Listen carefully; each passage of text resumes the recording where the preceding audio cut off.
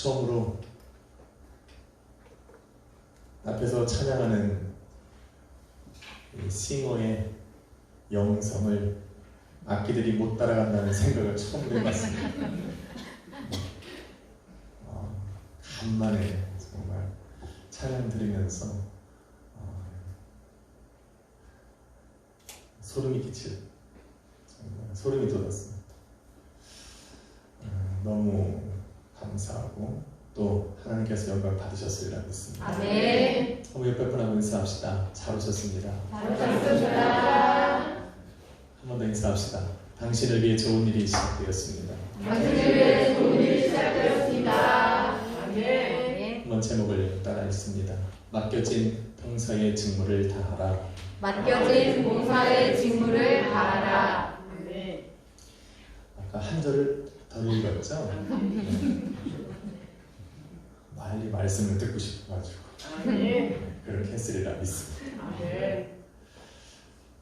바울은 자신이 알고 의지하고 믿는 하나님을 소개하면서 고린도 교회 성도들에게 너희도 그 하나님을 알고 의지하고 믿으니 믿음의 실천을 보이라 말을 했습니다. 즐겨내는 자를 사랑하시는 하나님을 알고 믿으니 인색함이나 억지가 아닌 기쁨과 감사로 하나님께 예물을 드리고 또 능히 모든 은혜를 넘치게 하시는 하나님을 의지하고 믿으니 모든 일에 항상 모든 것이 넉넉할 것을 믿고 너희도 모든 착한 일을 넘치게 하라 말을 합니다. 또한 심을 씌워 먹을 양식을 풍족히 주시는 하나님을 너희가 알고 의지하고 믿으니 성도와 교회를 살리는 구제 헌금에도 너희는 너그럽게 참여하라 말을 했습니다. 그리고는 오늘 본문 12절에 이것이 성도가 감당해야 할 봉사의 직무라 말을 하고 있습니다. 다시 말해 이러한 일들이 우리가 하고 싶어 하고 하기 싫어 안 할 수 있는 문제가 아니라 하나님의 자녀된 성도로 부르심을 받은 모든 사람들이 감당해야 할 또 맡겨진 봉사의 직무라 말을 하고 있는 겁니다. 쉽게 말하면 하라는 얘기입니다. 하고 싶고 안 하고 싶고의 문제가 너무 설교를 어렵게 만들려고 하니까 어려운데 하라는 겁니다. 아멘. 제가 왜 아까 서두에 우리 찬양하는 이 귀한 어린 딸의 영성을 왜 우리 아이들이 못 따라갈까 얘기했냐면 얼굴에 웃음이 없어요. 그래서 그런 말을 해요. 악기를 연주를 못한다는 것이 아니라 그 하나님께 찬양하는 악기로 하나님 앞에 영광을 돌리는 그 자리에 앉아있는데 얼굴에 감사와 감격과 기쁨에 그게 없어요. 그래서 안타깝다는 거예요. 너무 익숙해버리진 않았을까.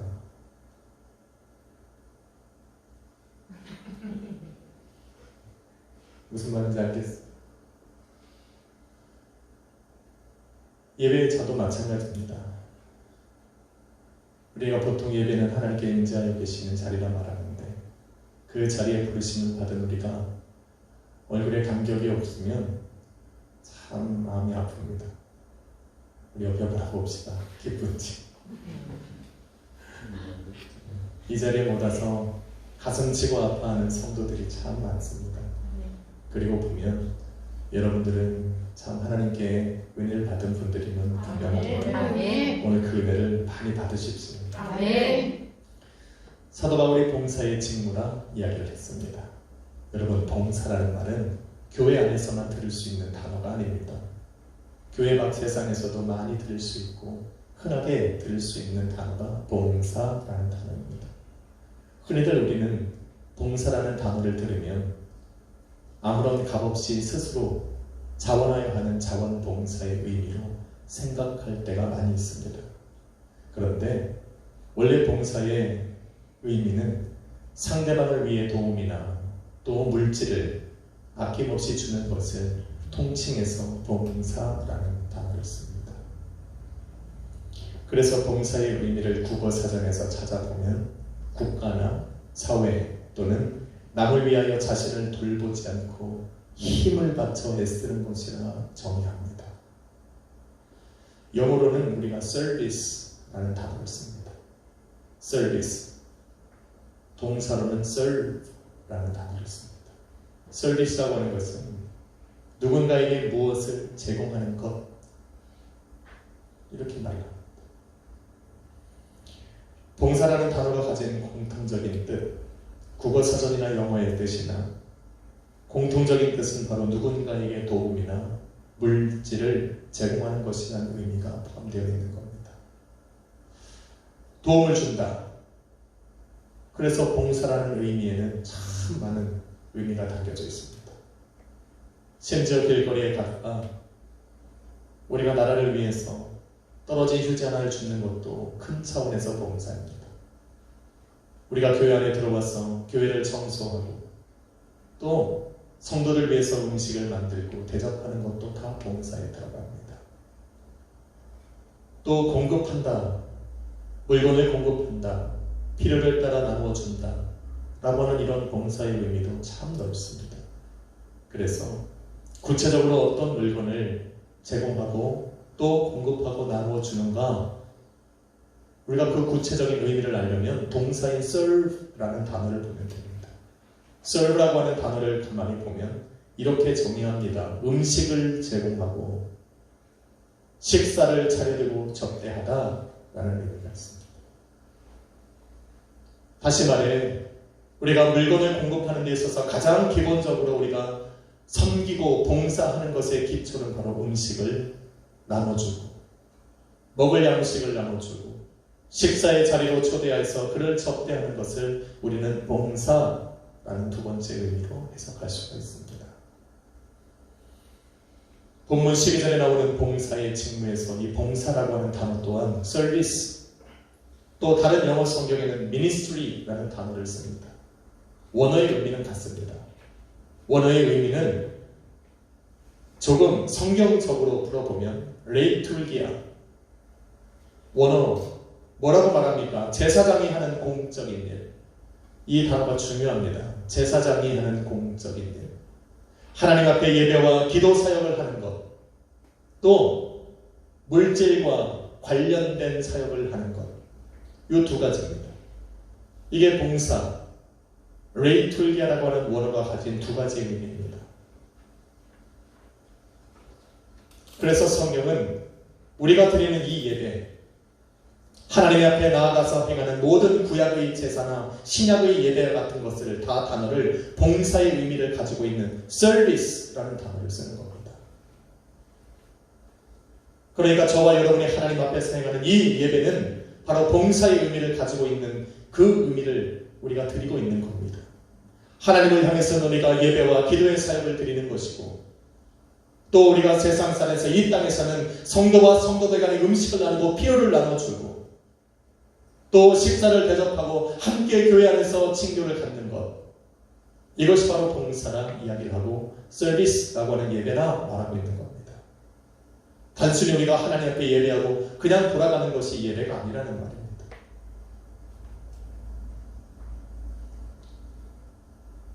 또한 그 예배를 위해서 그 봉사의 서비스를 준비하는 제사장이나 또 신약에 들어와서 목회자들과 장로나 집사와 같이 교회에 택함 받아 세움을 받을 그 사람들이 결국 무엇을 하느냐를 잘 보여주는 단어가 서비스라고 하는 봉사의 단어입니다. 먼저 구약의 제사장들도 이 봉사에 참여한 자들입니다. 구약의 제사장들이 했던 두 가지의 사역이 있습니다. 첫 번째는 바로 자신을 성결케 하고 또 자신을 위하여서 거룩한 일을 준비한 후에 하나님 앞으로 나아가서 하나님의 말씀을 받아 이스라엘 민족에게 선포하고 가르치고 그 말씀대로 살아갈 수 있도록 그들을 인도해 가는 사명을 감당하는 겁니다. 하나님의 말씀을 하루하루 양식 삼아 살아가야 할 이스라엘 민족에게 자기를 희생시켜 말씀을 공급하는 그런 봉사에 직무를 감당하던 자들이 제사장들이었습니다. 이러한 일을 하는데 무슨 자기의 희생이 필요할까? 라고 이야기하는 사람들이 많이 있습니다. 그런데 정말 자기 희생이 아니고서는 하나님 앞에 나아가 말씀을 받을 수가 없습니다. 왜냐하면 죄인된 인간이 거룩하신 하나님의 목전에 나아가서 그 말씀을 받는다. 결코 쉬운 일 아닙니다.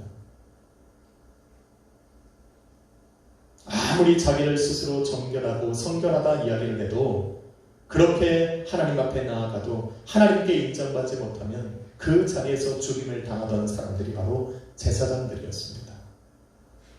그래서 하나님께서 임재하여 계신 휘장 안에 있는 지성소로 나아가는 그 제사장들의 옷자락 끝에는 항상 방울이 달려 있습니다. 딸랑딸랑딸랑. 그 소리가 안 들리면 죽은 겁니다. 이게 실제로 있는 겁니다. 또 그 안으로 들어가는 제사장의 발목에는 긴 끈이 연결되어 있었어요. 소리가 안 들리면 줄을 당겨서 끌어내오는 것. 그 하나님이 계신 지성소 안에 들어가서 그를 건져내올 사람이 없기 때문에 1년을 기다려야 되는데 그렇기 때문에 그를 끌어낼 수 있는 끈을 묶어놓은 겁니다. 이처럼 하나님 앞에 나아가서 하나님의 말씀을 매일의 양식 삼아 살아가야 되는 그 이스라엘 민족들을 위해서 말씀을 받는 사역은 자기의 생명을 건 희생적인 봉사였습니다. 그러기에 저 또한 말씀을 선포할 때 이런 마음으로 준비합니다. 성도는 이 말씀으로 하루하루 양식 삼아 살아가야 하니까 저 또한 건성건성 남들이 다 해놓은 설교를 보는 것이 아니라 그날 기도하면서 말씀을 받으려고 노력을 합니다. 물론 못했다고 하나님은 죽이지는 않더라고요. 그러나 그런 마음으로 준비를 합니다. 제사장들이 맡은 두 번째 직무도 있습니다.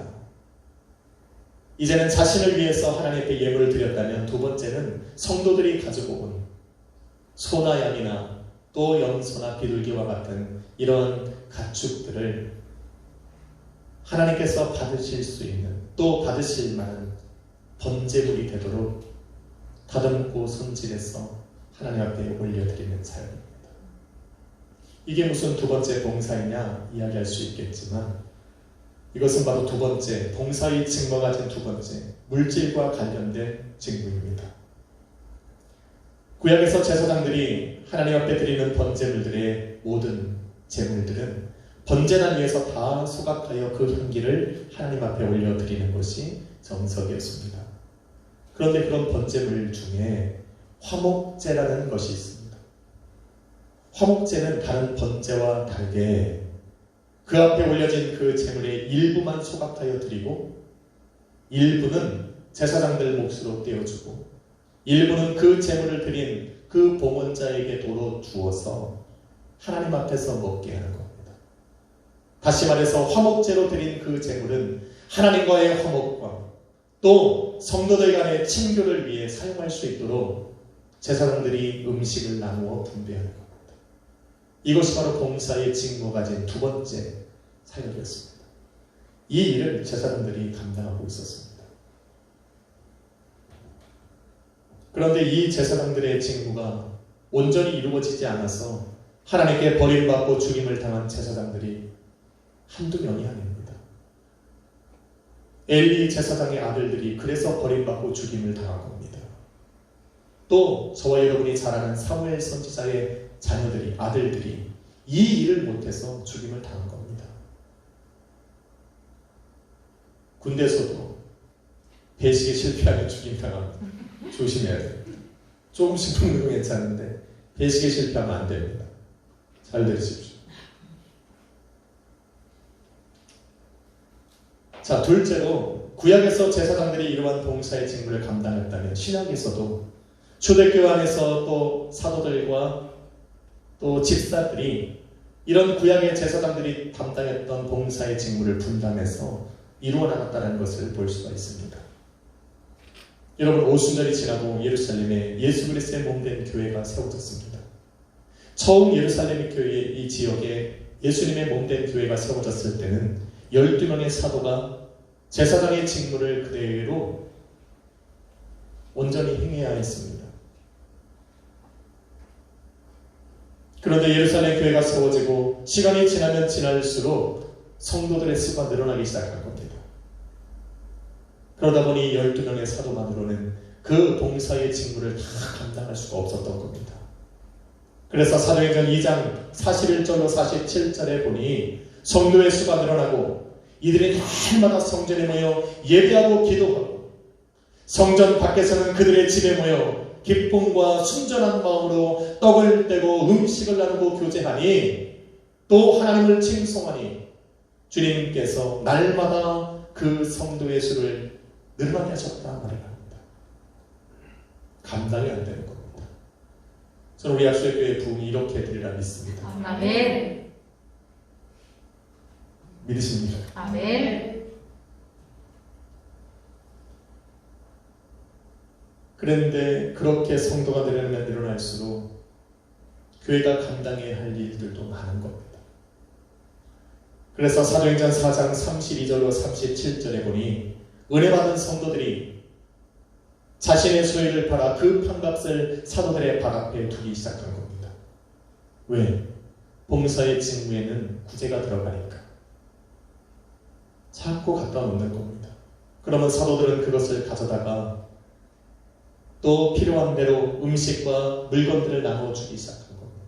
그런데 그 수가 점점점 많아지자 사도들은 드디어 자신들이 감당해야 될 봉사의 첫 번째 직무인 말씀과 기도 사역에 전념할 수 없다는 것을 깨닫게 된 겁니다. 그래서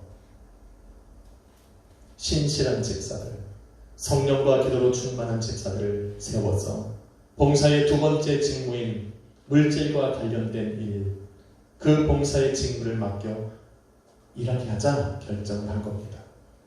그래서 여러분 성경 있으면 사도행전 6장 1절로 6절을 함께 찾아서 읽어봐야 합니다.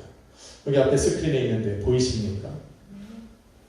한번 같이 읽어보겠습니다. 시작. 그때에 제자가 더 많아졌는데 헬라파 유대인들이 자기의 과부들이 매일의 구제에 빠짐으로 히브리파 사람들을 원망하니 12 사도가 모든 제자를 불러 이르되 우리가 하나님의 말씀을 제쳐놓고 접대를 일삼는 것이 마땅하지 아니하니 형제들아 너희 가운데서 성령과 지혜가 충만하여 칭찬받는 사람 7을 택하라. 우리가 이 일을 그들에게 맡기고 우리는 오로지 기도하는 일과 말씀 사역에 힘쓰리라 하니 온 우리가 이 말을 기뻐하여 믿음과 성령이 충만한 사람 스데반과 또 빌립과 브로보로와 니가노로와 디몬과 바네나와 유대교에 입교했던 안디옥 사람 니골라를 택하여 사도들 앞에 세우니 사도들이 기도하고 그들에게 안수하니라. 아멘. 이처럼 사도들은 온전한 봉사가 교회 안에서 이루어지게 하기 위해서 음식과 물질을 공급하는 봉사의 두 번째 직무를 성령과 믿음과 기도가 충만한 집사님들을 세워서 그들에게 감당케 했습니다. 이렇게 함으로 12명의 사도들은 봉사의 첫 번째 직무인 말씀과 기도 사역에 전념할 수 있었고 7명의 집사님들은 봉사의 두 번째 직무인 예수 그리스도 안에서 한 몸이 이룬 성도들에게 음식과 물건을 필요한 대로 공급하고 베풀고 나누는 그 두 번째 직무를 온전히 감당할 수 있게 된 것입니다. 교회 안에서 이러한 봉사의 직무가 온전히 이루어질 때 영적으로나 육적으로나 부족함이 없는 든든한 교회가 세워집니다. 아멘. 우리 교회가 그러리라 믿습니다. 아멘. 그러기 위해서는 저와 여러분이 감당해야 될 몫이 분명히 있습니다. 그런데 그리스도의 몸된 교회는 목회자나 집사님들의 헌신과 또 충성되어 일하는 봉사의 직무만으로 온전히 든든해지는 것은 아닙니다. 목회자와 집사님들뿐만 아니라 교회에 속한 모든 성도들이 한 몸이 되어서 봉사의 직무를 감당하는 그런 봉사자들로 세워질 때 교회는 온전해집니다. 이것이 성경적이냐? 그렇습니다. 성경은 세 번째로 그래서 모든 성도들을 일컬어 봉사의 직무를 맡은 사역자들이라 부릅니다. 예루살렘 교회를 세우고 봉사의 직무를 감당했던 사도 베드로는 그 성전 안에 모여든 모든 성도들을 향하여 이렇게 이야기를 합니다. 베드로전서 2장 9절에 너희는 택한 족속이요 왕같은 제사장들이요 거룩한 나라여 그의 소유된 백성이라 말을 합니다. 너희를 왕같은 제사장으로 부르신 그 하나님의 목적은 바로 너희로 하나님의 아름다운 덕을 선전하게 하려 하심이라. 베드로가 성도를 일컬어서 왕같은 제사장이라고 부르는 이유가 무엇일까? 당시 모든 성도들은 구약의 제사장들이 어떠한 봉사의 직무를 감당했는가를 다 알고 있었습니다. 그러므로 그 사람들을, 성도들을 너희는 왕같은 제사장이라고 부른 것은 그 구약시대에 제사장들이 감당했던 봉사의 직무를 너희 또한 감당하고 또 책임을 맡은 그런 제사장의 직무를 감당해야 할 사람이라는 것을 알려주고 있는 겁니다. 방관자가 아니라는 겁니다. 나는 목회자가 아니니, 나는 집사로 직분을 받은 사람들이 아니니, 나는 방관자여 겉에 떠도는 사람들이 아니라 너희가 바로 봉사의 직분을 감당해야 될 너희 또한 제사장들이라 지금 이야기를 하고 있는 겁니다. 할렐루야. 아멘. 성도들이 이러한 봉사의 직무를 충실히 감당할 때 세상에 속한 사람들도 하나님의 아름다운 덕을 깨닫게 되고 또 그 하나님을 바라보면서 감사와 영광을 올려드릴 수 있다 이야기를 하는 겁니다. 이게 교회라는 거예요. 교회는 자기 안에서 모든 것이 잘 되어진다라고 하나님 앞에 온전한 교회로 발견되는 것이 아니라 그 교회를 통해, 성도를 통해 하나님께서 찬양을 받으시고 세상으로 하여금 그 하나님을 알고 영광 돌리게 만드는 것이 온전한 교회의 목적입니다. 아멘. 바로 이러한 성도들이 힘을 합쳐 봉사의 직무를 감당할 때야 비로소 세상은 그들을 통해서 하나님을 알고 하나님을 찬양하고 하나님께 영광을 돌린다 베드로가 말하고 있는 겁니다. 그런데 이것은 오늘 본문에 바울이 고린도 교회 성도들을 향하여 봉사의 직무를 너희는 충실히 감당하라, 믿음의 실천을 해 보이라 말한 그 목적과 동일합니다. 바울은 고린도 교회 성도들에게 즐겨내는 자를 사랑하시는 하나님을 너희가 알고 있으니 너희 또한 즐거이 내라. 모든 일을 항상 넘치게 하시는 분이시니 너희는 모든 착한 일을 넘치도록 해라. 또한 심는 씨와 먹을 양식을 풍성해 주시는 하나님을 믿고 의지하니 오늘과 내일의 염려를 맡기고 성도와 교회를 살리는 구제 헌금에 너희도 너그럽게 참여하라. 이것이 바로 성도의 감당해야 할 봉사의 직무라 말을 하면서 너희가 이러한 봉사의 직무에 충실히 감당할 때 본문 12절에 기록된 바와 같이 사람들은 하나님께 많은 감사를 드릴 것이고 13절에 기록한 대로 이로 인해 사람들은 하나님께 영광을 돌릴 것이고 오늘 박전사님이 빼먹은 15절에 사람들이 하나님을 찬양하게 될 것이라 말을 하고 있는 겁니다. 땡큐. 전사님 때문에 또 한 번 웃습니다. 세상 사람들이 교회를 통해 성도를 통해 하나님께 찬양과 영광을 돌리는 방법이 바로 성도 한 사람 한 사람이 각자의 자리에서 봉사의 직무를 잘 감당할 때 이런 일들이 일어난다. 그래서 오늘 제목과 같이 맡겨진 봉사의 직무를 우리는 충실히 감당해야 합니다. 아멘. 사랑하는 성도 여러분, 성도가 하나님을 알고 그분을 의지하고 믿음의 실천을 드리고 봉사의 직무를 감당하는 것은 그 일을 감당하는 내 삶에 하나님의 역사가 일어나게 할 뿐만 아니라 내가 속한 그 교회를 통해 하나님께 영광을 돌리고 하나님의 그 선하신 뜻을 이어나가는 중요한 역할을 감당하게 될 겁니다. 고린도 교회가 보여준 봉사의 직무, 초대교회 성도들과 저와 여러분보다 앞선 그 믿음의 성도들이 보여준 봉사의 직무를 통해 이 시간 저와 여러분이 있고 우리 약속의 교회가 있음을 알아야 됩니다. 이제는 그 모든 봉사의 직무가 우리의 손에 들어왔으니 우리도 각자의 자리에서 봉사의 직무를 다 던져야 합니다.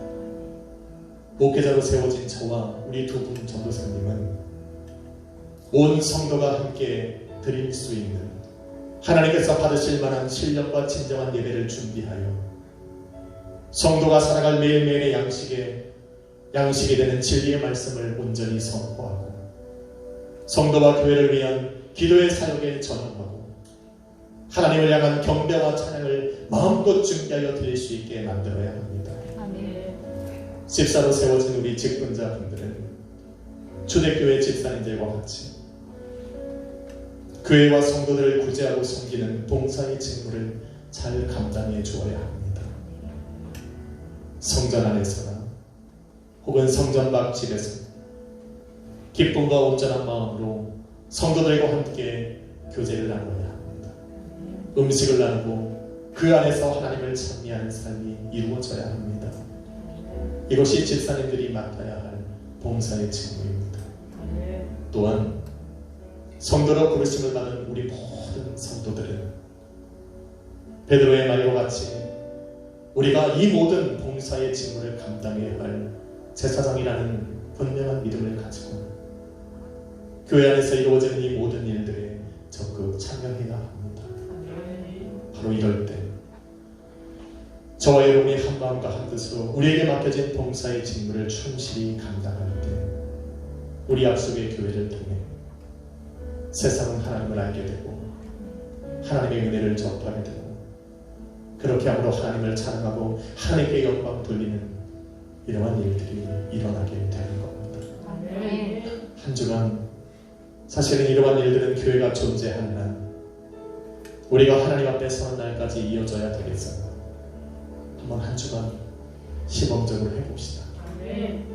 그리고 길을 찾아봅시다. 오늘도 내게 맡겨주신 이 봉사의 직무를 나는 충실히 감당할 수 있는가? 그러기 위해서 내게 무엇이 필요한가?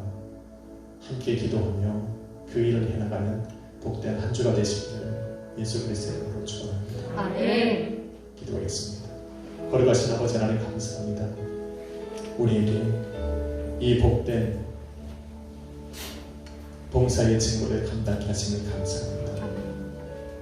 나를 목회자로 또 전도사로 부르셨사오니 말씀과 찬양과 또 기도가 있는 예배를 잘 준비하여 드리게 하여 주옵시고 또 집사로 부르심을 받았사오니 구제와 섬기는 일에 기쁨과 마음을 같이 하게 하여 주옵시고 온 성도로 나를 세우시고 부르셨으니 이 모든 일에 동참하여 아버지 앞에 영광 돌리게 하여 주옵소서.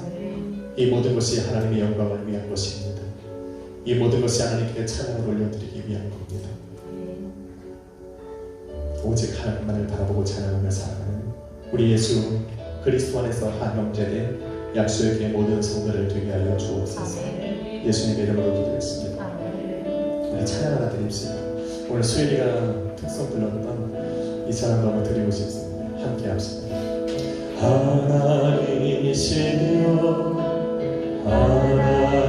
하나님이시여 주는 나의 하나님이시로다. 나의 몸과 마음이 주를 갈망하며 이제 내가 주께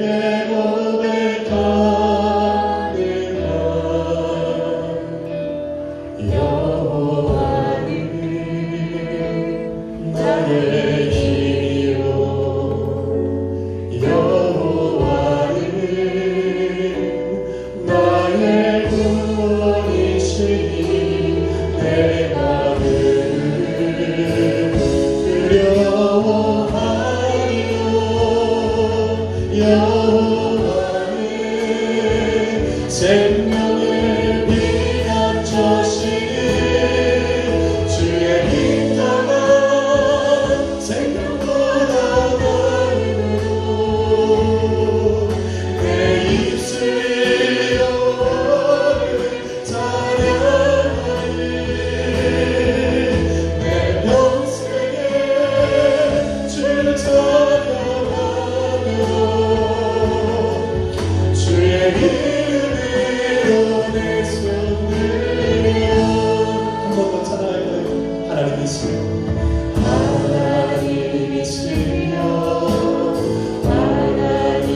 하나님이시여 주 나의 하나님이시로다.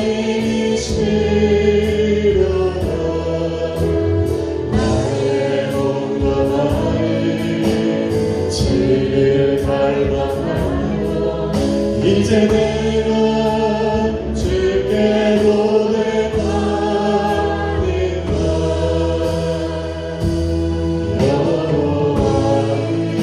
여호와님 나의 힘이요 여호와님